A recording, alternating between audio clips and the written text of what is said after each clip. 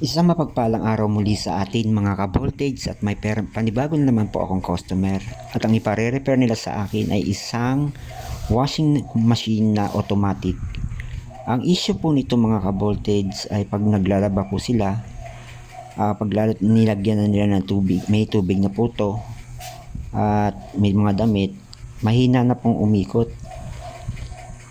Tapos, hindi na ho talaga siya totally na umiikot pero umaandar po yung makina.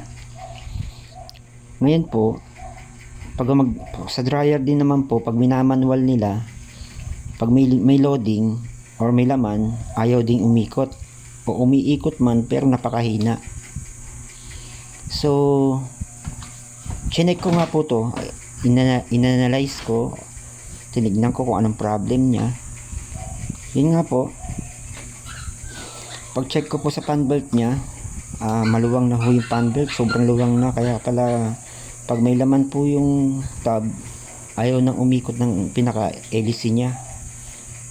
Kahit sa dryer niya, nahihirapan na rin po pagka minamanual nila ng dryer, sobrang hina na po. So ngayon, kinausap ko nga si customer na palitan po yung fan belt nila. So ngayon yun, pinalitan ko na nga po yan at tinesting ko. Ayan, umiikot na po siya. At saka nagwawas na rin po siya. Umiikot na po siya na maayos. At saka yung dati niya talagang lakas ng ikot, bumalik na po.